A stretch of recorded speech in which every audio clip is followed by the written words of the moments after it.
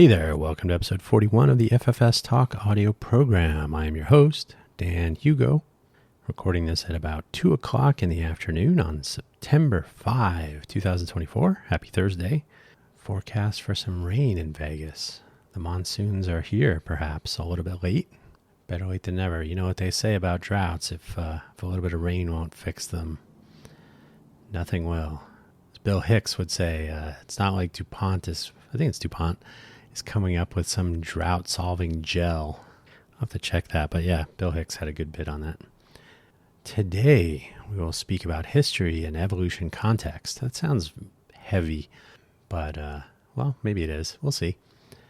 I was actually, this has been on my mind for a while, historically. I've raised one of the infamous quotes several times, which we'll get to in the links section and along as we proceed. The notion, though, that we don't always completely understand where what is happening now fits into what has happened before, and being able to construct some sort of understanding, I think this is rampant and no more true than in any election season. And no, I do not intend to get into politics today. There will obviously be an example made of some politics. Anyone who is reading or listening to the headlines knows that this is the nature of the game. There is an infamous quote from, I forgot to look at the year. Let me see if I have that. The John Kerry quote, which I will touch on, but really more general politics, not going to get too far into specifics of this current era. So 2004, John Kerry. He had a few flip-flops, but there's one that's sort of infamous. It comes up all the time, and it's sort of funny. It's almost like the Einstein, and Einstein did not say this, so it's misattributed. But the definition of insanity, doing the same thing over and over and believing there will be a different outcome, to which I would say, have you ever played craps? Or anything? So there's always a possibility for a different outcome with different circumstances, even though they seem similar, or that you are doing the same thing. What has changed? Oh, all manner of things. Not understanding that may lead us to believe that things cannot change, and if they do appear to change, that there is something wrong. And that's how we get into the situations we all find ourselves in today. So on that note, I will begin by saying that FFS Talk is a audio program focused on discussing what works, what does not work, and what we can do about that. Ideally, a guest and discussion-driven program. I need to get the word out about what this audio program is. It actually is a program I commenced around the pandemic times. I actually had some Irish colleagues from my time at Intel create a little opening audio cacophony of sorts, saying what the FFS abbreviation stands for in a little bit of an Irish lilt, I believe it is. If you don't know what FFS Talk, if what the FFS is in FFS Talk, then you need to know more Irish people. So on that note, hopefully wherever you found this audio program, you are able to see the show notes in the episode description.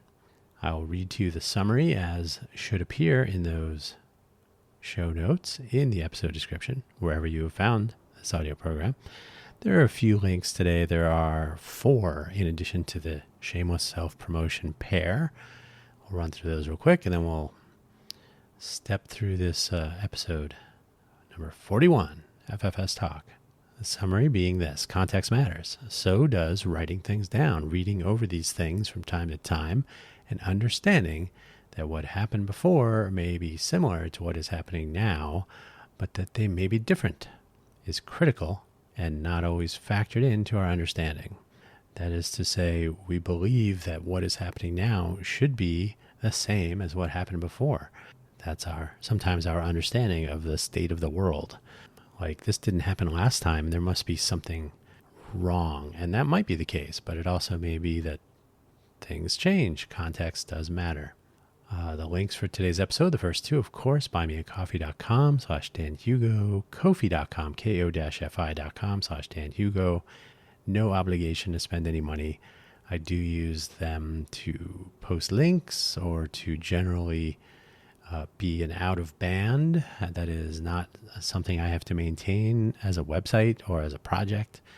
I make use of the profile page on Buy Me a Coffee. I have a bunch of links that point to my various audio programs and some projects, GitHub repos, my favorite coffee beans, etc. So it's almost like a link tree, link in bio, that kind of stuff, but a little bit more freeform. And then Ko-fi.com/DanHugo, I will almost certainly start posting there more frequently when I finally get the websites up for my four different audio programs that I produce each week.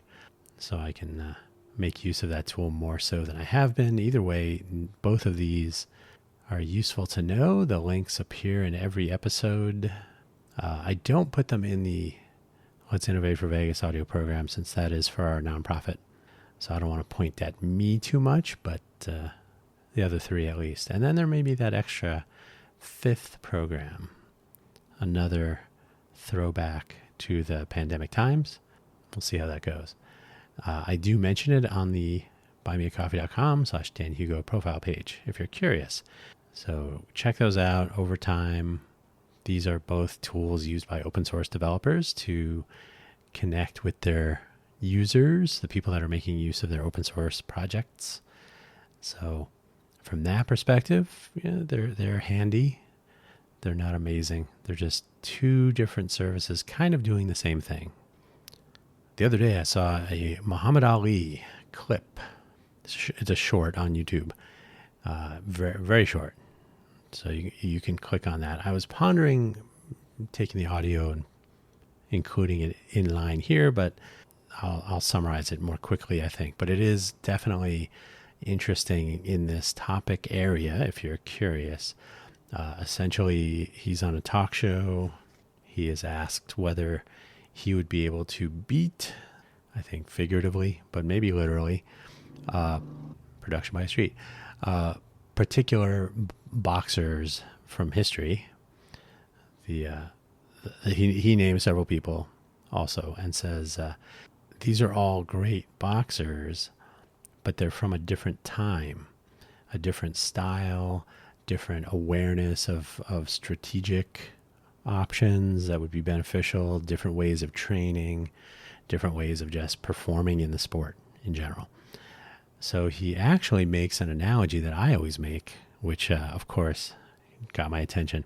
He says it's like so he said, there are boxers from decades ago, recent decades, and of course the modern times when he was on the show. He says it would be like comparing propeller-driven aircraft and jet aircraft. In its day, a propeller-driven aircraft, say during World War II, a P-51 would rule the skies, and a B-17 could be, the sun never set on the B-17's target areas, right? So these are propeller-driven aircraft for their time, in their day. They were stupendous. And you could do some similar comparisons with air travel, civilian air travel, the Lockheed TriStar, the DC-3 even, I'm sure, carried passengers when it wasn't being used for wartime operations.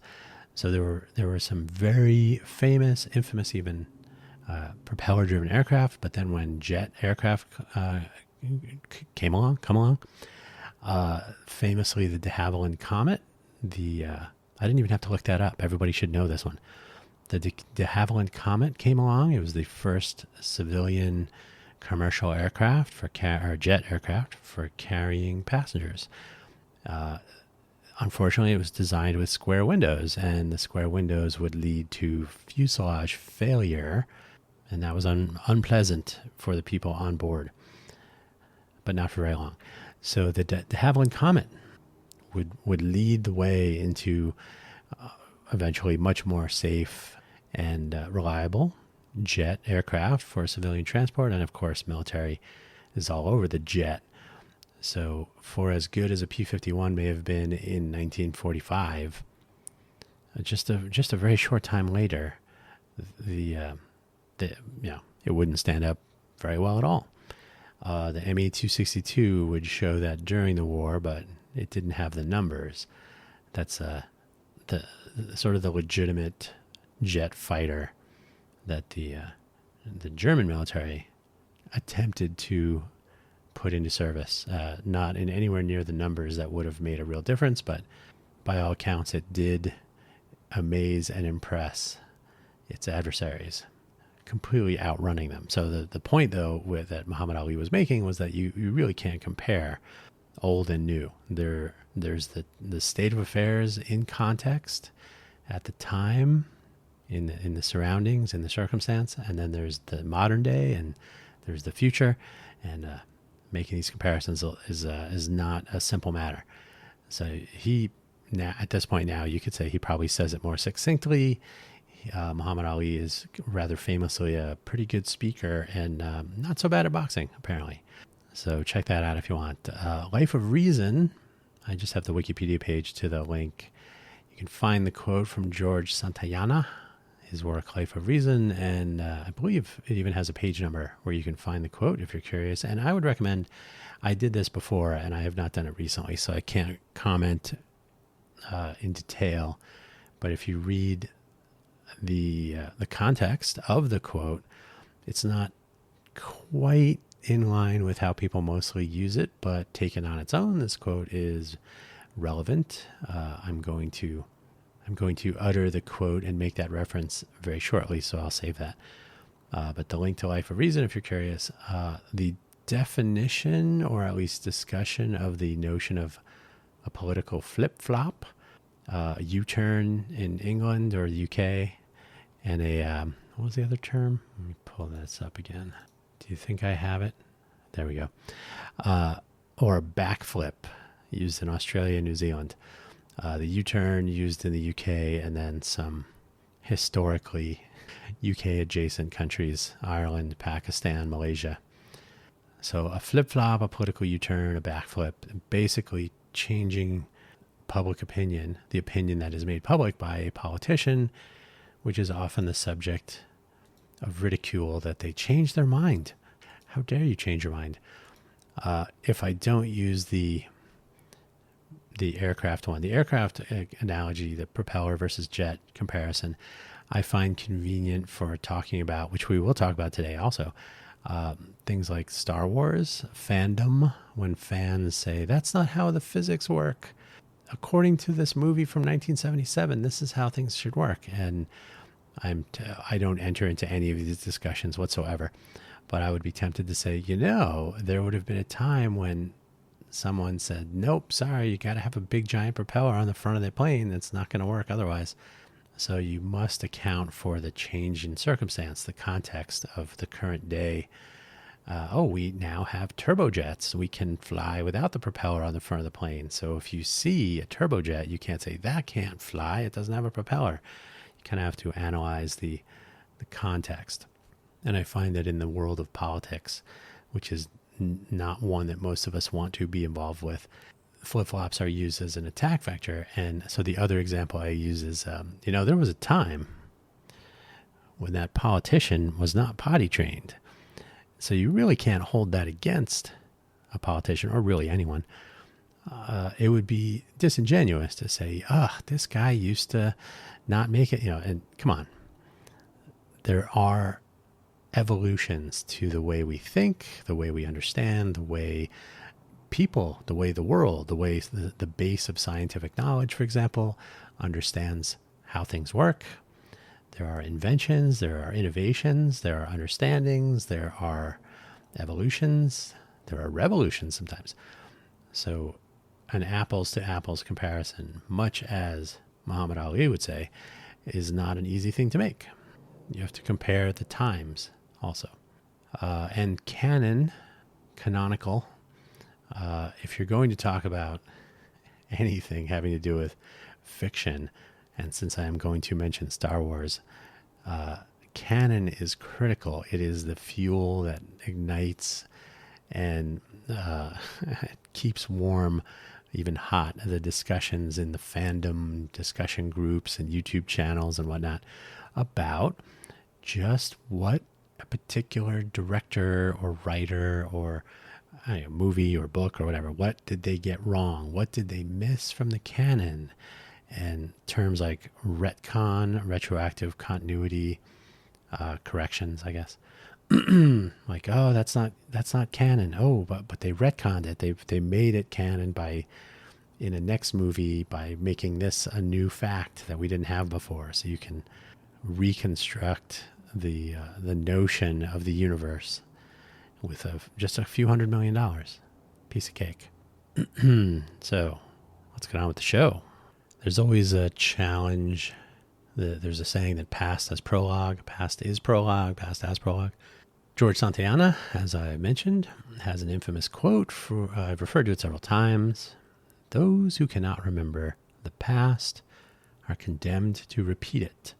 Sometimes there are variations that those who cannot remember history are condemned to repeat it. The quote is nuanced and really should be consumed in its context. So check out at least the pages around it. And like I said, I did that a long time ago when I first started talking about this use of this quote. There is some subtlety and nuance that should be in your pocket if you are going to use this quote. You can still use it as is, as a one-liner taken out of context. It's a fine quote and often worth considering. There is an important caveat here, though. Remembering the past does not imply learning from it. Or what does it? It should. If you remember the past and then repeat it, you may not have learned anything. And that's where that Einstein, it's not really Einstein, quote comes in. You must be insane if you didn't learn from it. No, if you don't learn from history, you can remember history, but you should learn from it. Then you won't repeat the same mistakes. Now, this is obviously in the case of negative outcomes. If historically corn grows in a field when you water and properly till and plant and fertilize and water and maintain that field, do that again and you will get more corn or wheat or whatever your crop is. If you make a mistake one year and you underwater, maybe there's a drought, or maybe you under-fertilize, or there's an insect infestation or some other crop illness, you must learn from that so that you don't have that presumably negative outcome on your crops, on your crop yields. So yeah, learning from both, do that again because that worked really well, or don't do that again because that did not work, or do this when that happens, and so on. So merely remembering the past, if you use this quote, it shouldn't be implied that you're learning, that you are not simply going, oh yes, this has happened before. I guess I won't do anything. Evolution of understanding and personal policy, if you like, is arguably a good thing. You should adapt. You should become potty trained. It's really popular. The past is prologue when there is a lack of learning of evolution, employing the same losing strategy or policy again in the face of an obvious repeat scenario. So if you don't learn from history, if you only remember, then you're just going to do the same thing. And this is politically interesting as an attack vector, especially if you don't do the same. If you do evolve, if you announce that you have changed your opinion, if you have flipped, perhaps flopped, that becomes a bad thing for some reason. And it comes down to presentation, of course. But in general, flip-flopping is bad. But should it be? Times change, as do circumstances. So technologies, comprehension, historical change can all combine to make the current version of a particular scenario different. So again, just like my crop example, this year everything seems about right, but there's a seasonal locust infestation, or a swarm is passing over. It happens every 38 years or something. And by the way, speaking of that, so here in Las Vegas, there's apparently, when conditions are right with rainfall and other temperature considerations, a huge swarm of grasshoppers, relatives of the locusts. I don't believe they're actually locusts, but I can't remember. They'll be back, so I'll look it up again. But essentially, you end up with ridiculous numbers of smushed grasshoppers all over the place. Uh, on windshields, under tires, underfoot, flying into places where they are not desirable, like restaurants. So you thought I was going to say something else, but no, restaurants and bars and stores and they're everywhere. So sometimes these things happen. If they happen again, you have a better understanding of what led to their visiting Vegas in such huge numbers. We thought 40 million visitors of the humankind were a lot. Understanding these scenarios and adapting to them should be a good thing. And if we can apply our historical learning, but we can also account for the current state of affairs. Hey, how come there were no grasshoppers this year? Well, they're every year. Well, no, not really. No, it's only when these conditions are true, like I said, rainfall, temperature, and I think there were some other factors. But basically, you should be able to understand the current context to understand when to apply different historical learnings. There's a rather infamous quote from Mark Twain: history doesn't repeat itself, but it often rhymes. It's one of those truisms. Remembering history is important, learning from it essential, but applying what was learned to the present is critical. This seems obvious. So you can't always say, this exact thing happened before. You can instead say, what's happening now, in this case, rhymes with what has happened before. It has a similarity, but it also has some differences, and it's important to understand those things. Time and time again, though, we see people en masse doubting adaptation to present circumstance, of evolution of ideas and actions, and using that doubt to make odd decisions or to arrive at opinions that are seemingly at odds with the obvious. You may not want to make a public change, a flip-flop, for what it might do to a reputation. There may be popular opinion which introduces some doubt, like the discussion of a particular thing may not take into account the larger picture, but instead a conception or misconception about some sort of science, a misinterpretation of data, and so on. So when people start to gather around a mistaken notion, or a notion built on a lack of complete, comprehensive understanding of a particular scenario, all of the factors that affect what's happening today and what outcomes are possible. All of these things lead to, I could use the death spiral example, which I've probably used too often, as also JFK Jr. rather infamously crashed his airplane when attempting to fly into probably Martha's Vineyard. He was not instrument rated, so when he was flying with himself and his wife, and I think his wife's friend, was it 2 or 3 people?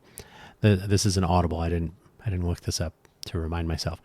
He was doing what's called a death spiral. It's when you're not instrument rated. You don't know what your instruments are telling you. You rely on the seat of your pants, your inner ear, what you see out the window. And if visibility starts to drop off, then you only have your inner ear to rely on to tell you that you're not tilting ever so slightly, which leads to a slow but ultimately profoundly disappointing loss of altitude, which is by all accounts what happened in his case. So even though facts and information, really useful information, are available, if you don't know how to make use of it, or if you listen to the crowd, or in this case, your inner ear that's telling you you're fine, you're not tilting a tiny little bit, or you're tilting a little tiny bit, correct yourself, and then you overcorrect, and so on. So it is literally a death spiral, and this is where not understanding the information available can lead to questionable decisions, arguably questionable decisions. Unfortunately, transparency is not politically wise, which I think is a rather dramatic shortcoming of the world of politics. It's not fun. I don't like it. I'm not a fan of discussing politics. It's just not worth it. There are people who really love doing that. but it is a place where the notion of evolution of opinions and understanding are risky. History is most definitely called up as an attack vector. So if you, as Mr. Kerry did, say that you voted for an $87 billion funding bill before you voted against it, then you are now in history books forever, and you will be quoted and slightly misquoted for time immemorial. Changing your mind is not allowed, except when it is required and politically expedient. Then you must change your mind. You must, and there have been recent history has shown us some examples of this. Marriage equality and some other areas where nope, it's not a good thing. We got to have traditional this, and oh wait, what day is it? It's Tuesday now. It's now a good thing because the masses want this. So being transparent and voicing the thought process of reflection and perhaps change of mind, probably valuable, but so often lost. And so in the case of John Kerry, he may have given an explanation for why his change in opinion on the $87 billion funding bill, it's a good idea. Oh, wait, I read the fine print and now it's not a good idea. But if you aren't clear about that, then people, the masses, your opposition can treat this as indecisiveness or a willingness to pander or other. There's a few cases mentioned in the Wikipedia article that are relevant. So if you're not transparent, if you just my favorite example again. Oh, look at Mr. Kerry. He was not potty trained and suddenly he is potty trained. But if at some point he said, I have decided I was all for just hanging out in my crib, not having to worry. But then I decided, you know what, maybe heading to the bathroom is ultimately a better idea. And then just describe that thought process and everything would be fine. No one's going to hold it against you. They're like, yeah, that is a reasonable decision. I would have made the same decision. Many people do.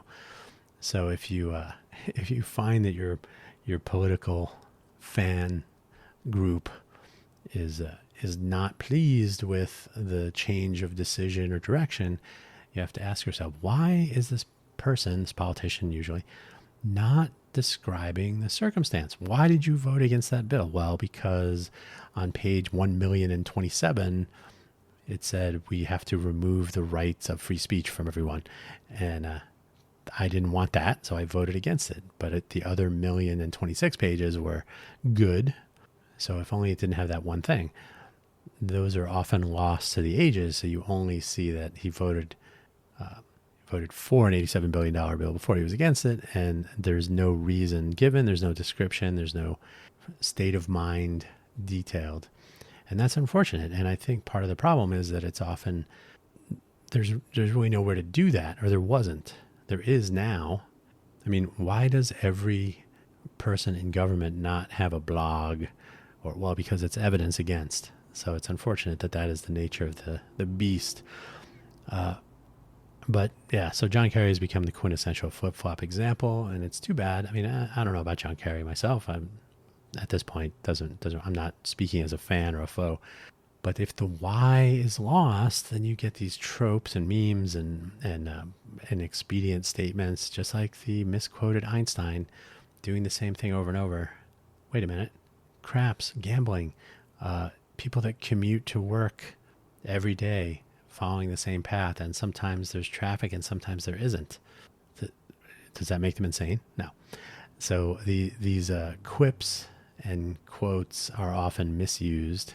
Hopefully not the case with Mark Twain and George Santayana. But it is very easy to fall into this trap. Oh, changing your mind must be bad. Flip-flopping is a bad thing, without understanding that there may be a reason for it. And again, I would blame the actual politician, but also the focus by media often on the flip and the flop and not the why. And as Simon Sinek will tell you, you should always start with why. Yeah. And even if it's obvious, again, I don't want to overuse the potty training one, but come on. Sometimes you do have to change your mind or change the way you do things because it is just a better idea. And, I don't know what to say about that. otherwise. I mean, people are going to be people. Transparency is not politically wise, though. Politics is fun, and it is a place where the notion of evolution of opinion and understanding are risky. And again, I'm not really trying. Oh, I've totally restated that. That's what happens when you don't advance your notes. But I do. I mean, it's a fundamental. That's why it was still fresh in my mind. It's a fundamental that it's just not popular to change your mind. I think that's unhealthy. Now, this is what I meant to jump to, is forget politics. I was actually going to say, like, wait, why are we still talking about politics? That's not good. Forget politics. Think movies. Movies are less divisive than politics sometimes. No, rarely. Not today. Movies today are absolutely divisive, in no small part because production by street, in no small part because it seems that we are stuck in the world of reboots and remakes and sequels, and legacy sequel is a thing I've just started hearing more frequently. Hey, it's been 30 years since the movie came out. Let's make a sequel. And so there's disappointment that, hey, there are different people, or there are different, the technology's different. Now they're using cars instead of, whatever. So it's profoundly expanded access to discussion with quote unquote, like-minded individuals, and the formation of groups of people who gather to critique and destroy movies. That is probably a part of the, we'll say, problem. Canon is king, hence the Wikipedia link, which is odd in the case of movies because on the one hand, canon makes for a believable and immersive experience. The consistency of how science works, what am I thinking? Family, what is it? Family tree, the genetic makeup of a group of people through a story timeline, right? So consistent familial relationships and family internal politics, and you got movies like, or series like Game of Thrones, where all that sort of intermingled. If at some point suddenly, and Louis C.K. is famous for his what was the name of his show? It's just Louis, I think. It was on the FX network. As he tells it, I hadn't seen that show forever. He said, I really didn't care between one show and the other. He would have different people playing his wife in the show, or his kids, or different other characters, or where he lived. He said, one episode this and the other episode that. So he didn't really care about continuity. There was no canon per se. But mostly people will notice that, especially if they feel they are invested as fans. And it can become a real anchor that drags down the consumer, especially especially when they get together to discuss it in forums, group chats, now YouTube videos and live chats and whatnot. They have an interpretation of some canonical element that does not seem to be consistent across the story timeline, and breaking canon is a sin. Hey, that's not how that works. Based on the 2 minutes, or one of my favorites is if you look at the graphic novel or comic book, if you look at the graphic novel, or if you play the video game, and suddenly it's wait, how much investment do I have to make in this movie to be on the right side of history? It's a bit of an ask. So you have the true diehards, and you can argue that there's the same in the political world, but I think they're a very different bunch. People who take that level of attention to detail into account. But given its history and size, as an example, the Star Wars universe is an easy target.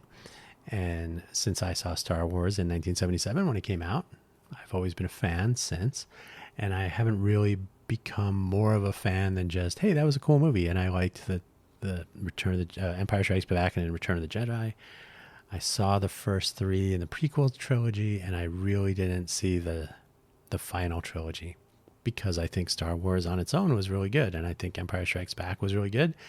Return of the Jedi was okay. There you go. Much as Muhammad Ali would point out, in the times, 1977, 1982, I think it was, and like 85, 86, something like that. That was a very different time.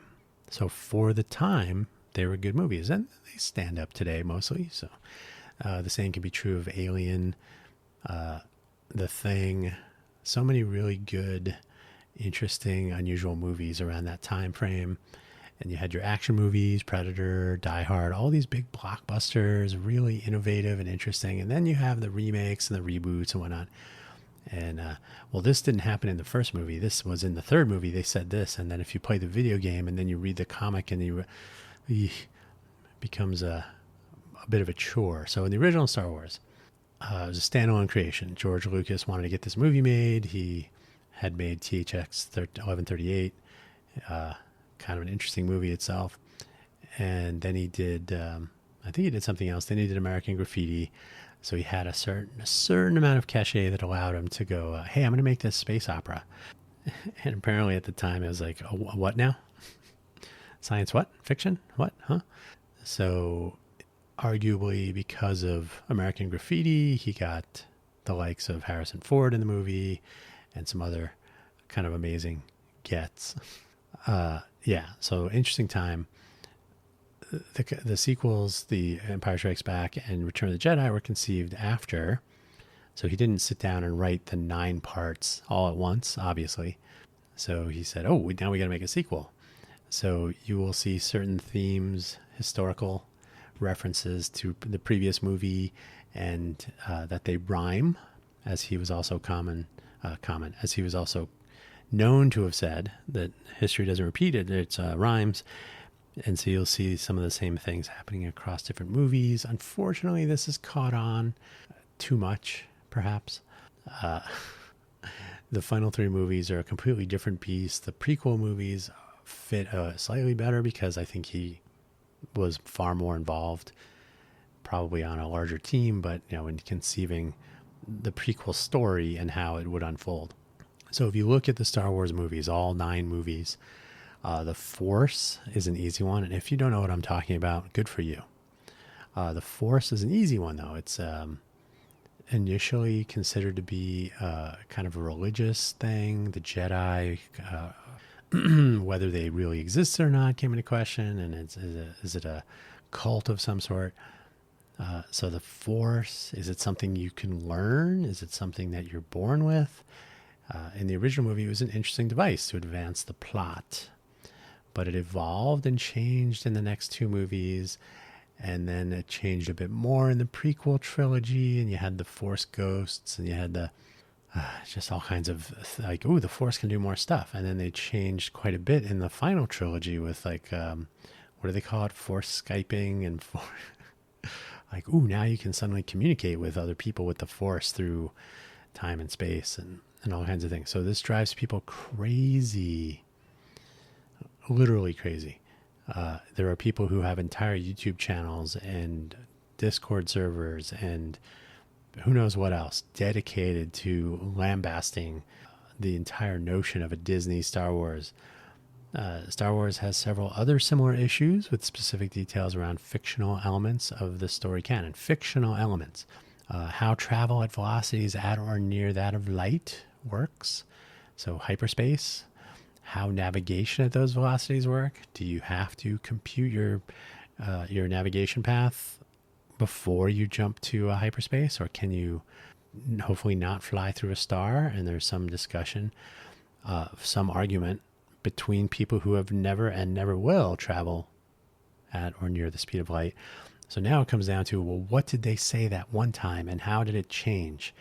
And which brings us back to, like, at some point there are going to be the equivalent of turbojet engines in a propeller world. So it's possible to adapt the science, the technology, the vehicles, the aircraft, if you will, the spacecraft.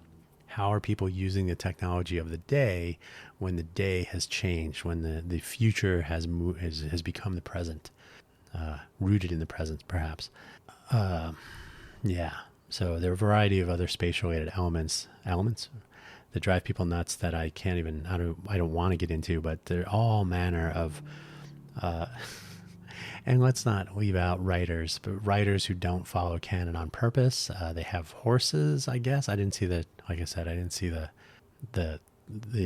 sequel trilogy, the last 3 movies of the Star Wars 9 movie universe. Apparently there were some horses, there were some lights, what do you call it? Lights, not speeder cycles, whatever, with half tracks or something. Some very weird decisions were made. Building spaceships underground instead of in space, just all sorts of odd decisions. But when they are put into a canonical view of how this is how it's supposed to work because of the first movie, so we can bring up what Muhammad Ali said as well. So sometimes it is an evolution and an adaptation to the time, to the availability of technologies, understanding of how things work, strategic and tactical needs at the time, the scenario, the circumstance, the context. Other times people just throw all that out and they say, yeah, let's make let's make force skyping and horses on spaceships, horses riding on the outside of the spaceship or something. I don't even know what that is. I didn't watch the movie, like I said, so I could be, I don't know, just what I heard.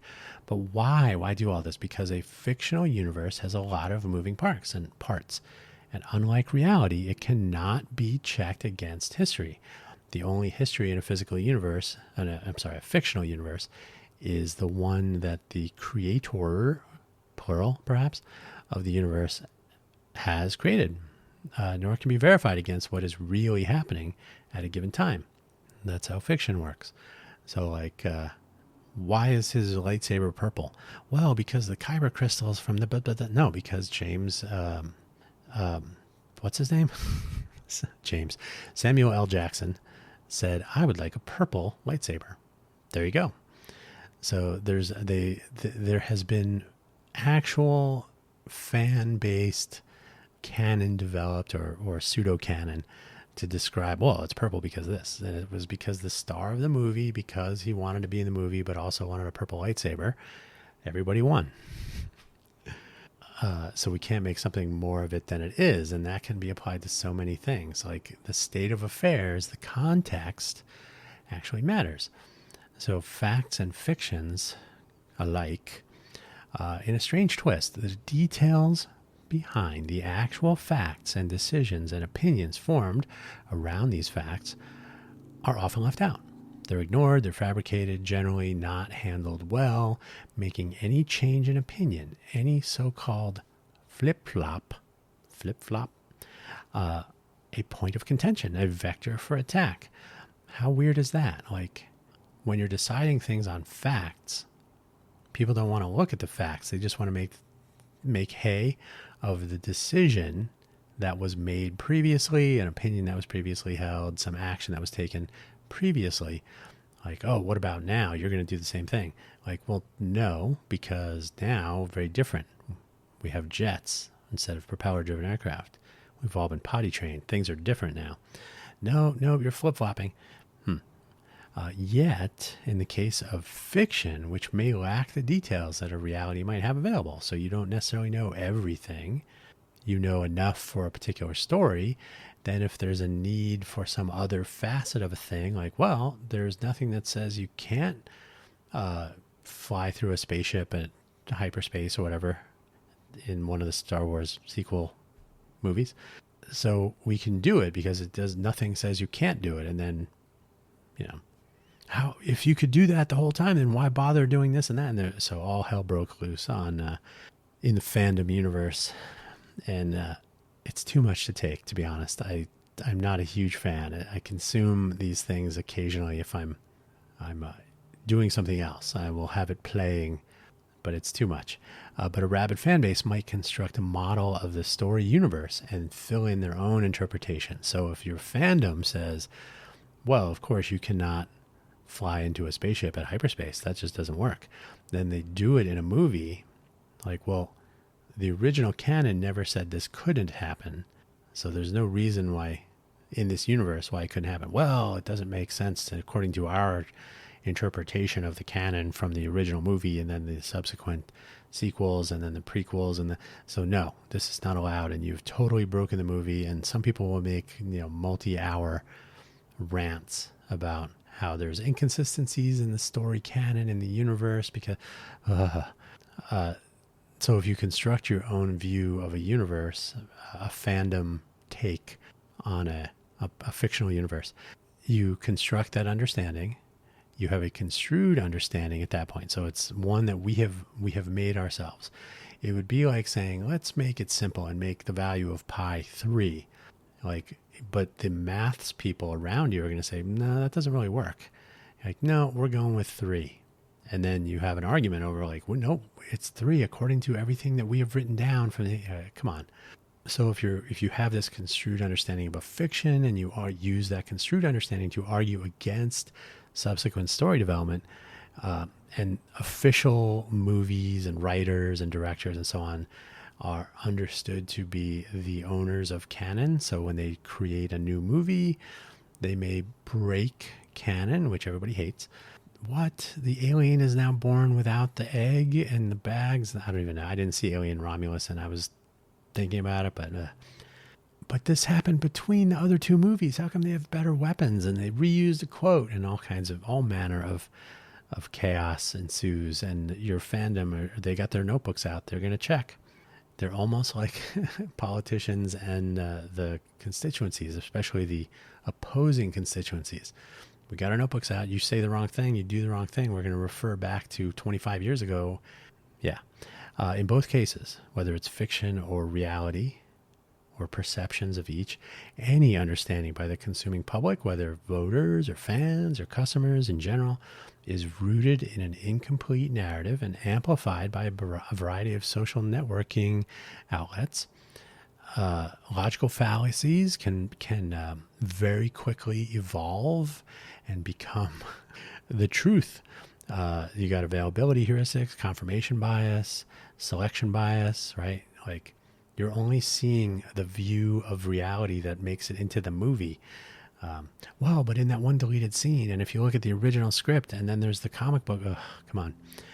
And then there's plenty of motivated reasoning, which is some of that, right? Well, if we pick the right components, if we combine the right things that were not in the movie, okay, so your reality is going to vary.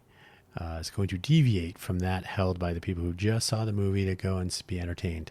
There are people who just consume political discussion for the purposes of determining which of the candidates will disappoint them the least. Do they have my issue at heart somewhere, anywhere? But there's a whole bolus of, they changed their mind on that one thing. So the discussion of the differences, the deviations, how you are not satisfying the fans and their understanding of the facts as they have noted them, whether they're based in reality or their perceptions, becomes quite a headache, or at least fodder for an episode of FFS Talk. So there's no getting out of this, even though the final section of my notes is subtitled "Getting Out of This." We have the resources, we have the technology, and soon we will have AI doing our work for us. So we could, and we need to, make use of these to arrive at the following. This is the "what can we do about it" section. Transparency. Whether you are working on a fiction, there's in a fiction or in movies or TV shows or anything, they have something that they literally call lowercase b Bible, the Star Trek Bible, the How I Met Your Mother Bible, etc. Like, these are the characters, their story arcs, their histories, who they were friends with in high school and college. Because later it might come up, and then later still it might come up again. And if you don't have that consistency in today's world, there will be 1 million people who will begin YouTube channels dedicated to that one deviation. Ted was not friends with that guy. Yeah. There are a lot of people with a lot of time on their hands. So transparency would, publishing that Bible, lowercase b Bible, or being clear in general why certain things happen. This doesn't have to be a part of the movie itself or the book or whatever.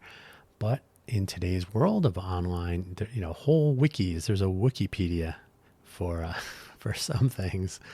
There are online resources. There are tools of documenting things. There could be a collaboration with fans. And you actually say, yep, this understanding that the fandom has concluded, they've constructed a model of how things are supposed to work, and this aligns with what our writers did. From a political perspective, this would be much more difficult. You could apply this also to corporate narratives, like, here was the study that was done on whether smoking was healthy, and this is the outcome, and then here was the money that was paid. And then here's how the outcome was changed so that it suited our narrative for our profitability. And then this and that and this and that. So otherwise you end up with just things changing, very 1984 style. Winston Smith at it again, throwing away those quotes. And you end up with this lack of transparency turns into distrust. So we have the tools. It's not like nobody's going to notice. I think it's Jon Stewart from The Daily Show who has said before, like, the internet exists and the YouTube remembers everything. So to believe for a moment that someone will not pull up every instance where someone said, I think, well, you thought this at one time and then inconsistently think something else this other time, and then another time you have a third that doesn't match, and then there's another time that's a fourth one that's a combination. That information is available now and can be mined. So being transparent, getting ahead of it, as they say, seems logical, but it also seems practical, because why spend the time trying to explain away or retroactively introduce continuity in your thinking, which is what all politicians do. Well, and if you look at the Wikipedia article, again, it says that, flip-flopping and so on, YouTubing, U-turning and backflipping, these all end up with a politician or their surrogates or their whomever. Well, here, let me explain how red and blue are the same color. And so when they made those color references, they were actually making references to the same color. And it ends up being silly and not so believable. Consistency, including legitimate explanation of apparent inconsistencies.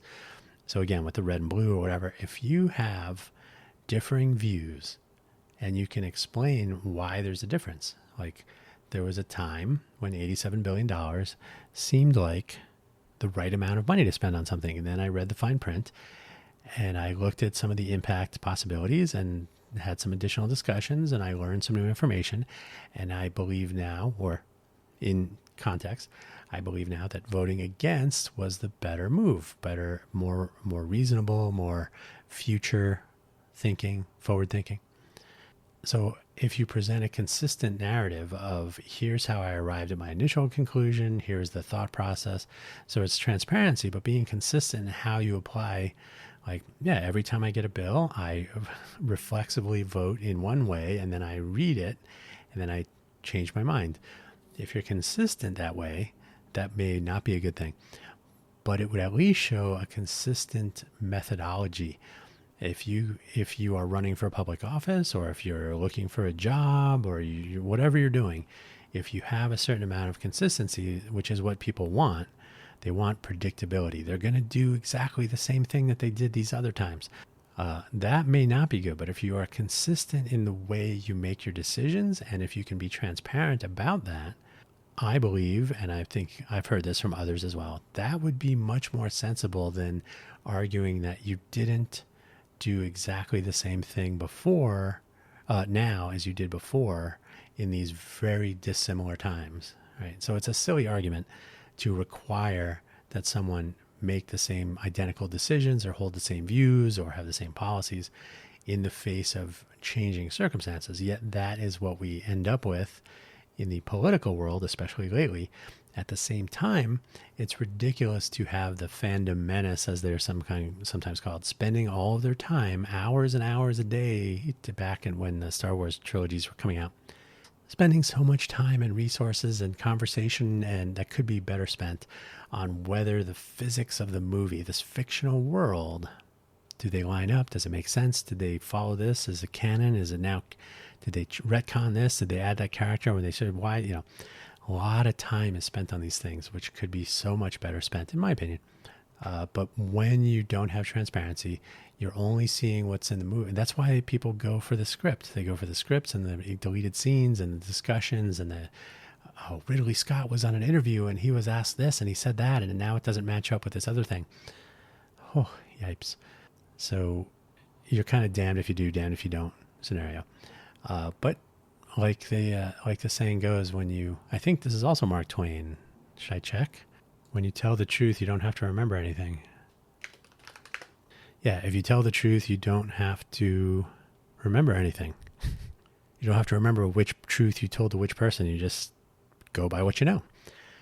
So if that became more of the norm for the real world, and then in a fictional account, in a fictional universe, you could be more transparent and as far as like a backstory. So you could, deleted scenes become part of the canon, which can be tricky because you're like, well, we deleted that scene for a reason. So it's not part of the actual story. It's not supposed to be. It's on the cutting room floor. It's not real. That's how fiction works. But if there was a like official canonical timeline, official, somewhere along the line, somebody created these deck plans for Federation starships, if you're a Star Trek fan. And it became, I don't know if it actually became like blessed canon by Gene Roddenberry. Thank you. I don't know if he went, yes, I believe this is factually compliant with my needs. I don't know if that actually happened, but there are deck plans that were meticulously created. So if there's that much, so if you have a fandom and you are investing hundreds of millions of dollars in multiple hundreds of millions or even billions of dollars of returns, you could pay a couple of people to construct it could be a website. It could be an ongoing podcast. You could do something like the Wesley, what's his name? What's the actor's name? The Wesley Ready Room, I think it is. He was doing a show. What is his name? What's the actor's name? I'm totally spacing on it. I don't like when he reads audiobooks. I think he's annoying. Anyway, it'll come to me after the show, perhaps.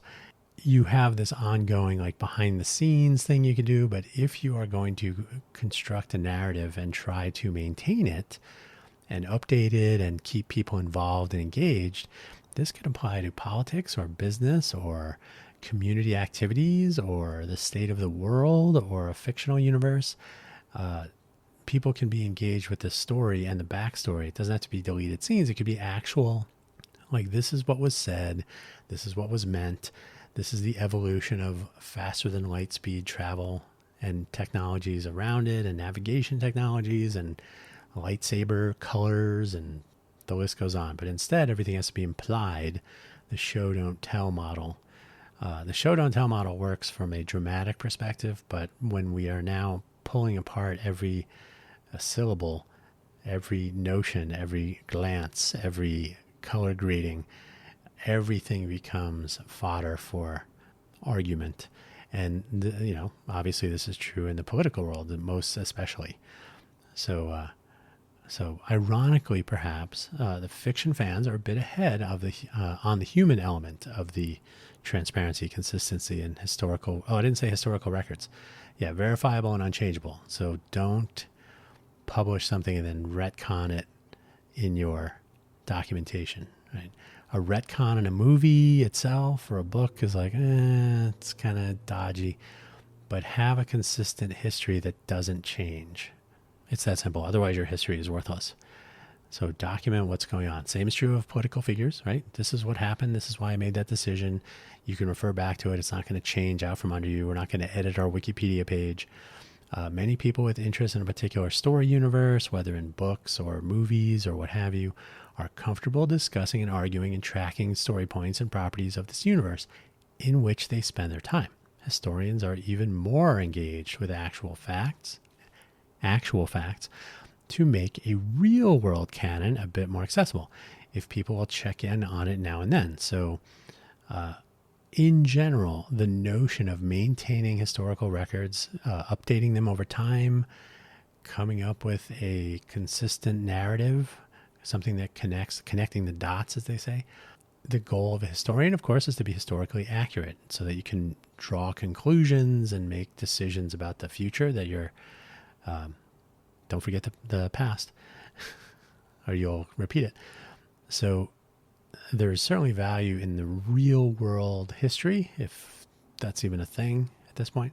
The same can be said in fictional universes, and fiction fans, the fandom, are sort of already there. They already do this. They already collect ridiculous amounts of detail, possibly evidence. I guess that's how they view it. A public and large-scale analysis of logical consistency, perhaps checked orthogonally, that is perpendicularly, against scientific laws, something like a given fandom might construct and maintain. So they may construct a notion of like, here's the physics behind hyperspace and how you probably won't run into a star statistically, but on the other hand, here are the reasons for this, and here's why. You could do the history of the development of the technology. You could do all that, and that would quell the arguments. Now, you could do the same thing for real life.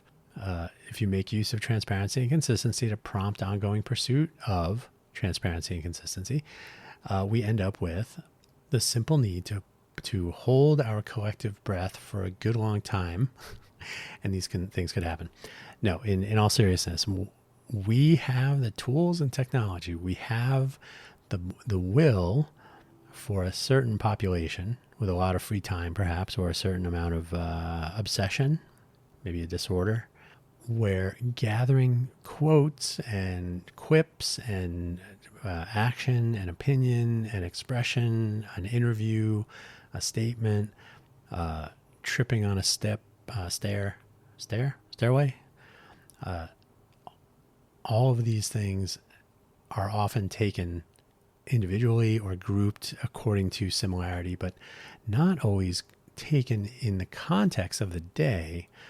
So like, oh, look, they said this then and that the other time. Well, look at the context, look at the surrounding circumstance and so on.